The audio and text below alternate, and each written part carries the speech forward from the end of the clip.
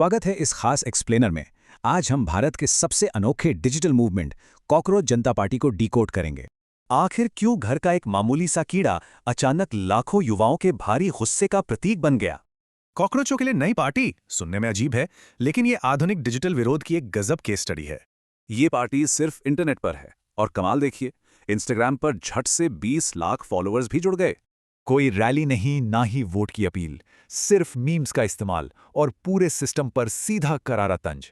अब इस डिजिटल विरोध के जन्म को समझते हैं।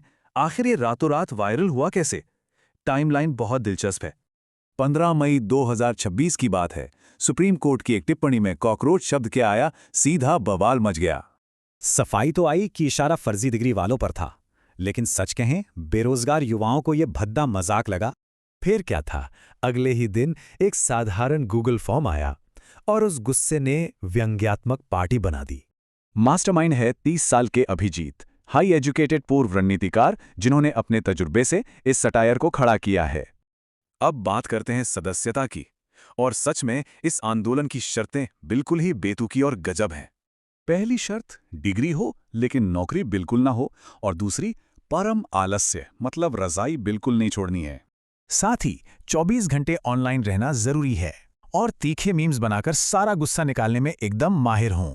देखा जाए तो युवाओं ने अपनी इन्हीं कमियों का जश्न मनाया और सिस्टम की आलोचना को हथियार बना लिया। लेकिन इस मजाक के पीछे 5 सूत्रीय घोषणापत्र भी है, और यकीन मानिए ये मांगे बहुत ही ज्यादा गंभीर हैं। जैसे रिटायरमेंट के बाद सरकारी पद पर रोक और महिलाओं के लिए सीधे 50% प्रतिनिधित्व की पक्की मांग। ये मीडिया से महंगाई पर बहस चाहते हैं, साथ ही नेताओं के दल बदल रोकने के लिए सख्त नियम भी। ये कॉन्ट्रास्ट कमाल का है। बाहर से बेतुके कॉकरोच मीम्स, पर अंदर से असल राजनीतिक सुधारों की भारी मांग। तो इस पूरे डिजिटल मजाक के पीछे असली संदेश क्या है? चलिए इस गंभीर सच्चाई को डिकोड करते हैं। जब सिस्टम बिल्कुल बहरा लगने लगे और कोई सुनवाई ना हो, तो यही व्यंग्य सबसे ऊंची आवाज बन जाता है। ये आंदोलन उस पीढ़ी की हताशा है जो टूटे वादों और लटके हुए एग्जाम से पूरी तरह थक चुकी है। बिल्कुल सच है।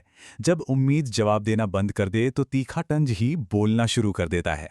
देश का भविष्य खुद को ऐसा नाम दे रहा है। ये टूटे भरोसे का बहुत बड़ा संकेत है। अब सवाल ये है, क्या ये सिर्फ इंटरनेट का तमाशा है या ये गुस्सा सच में बदलाव लाएगा?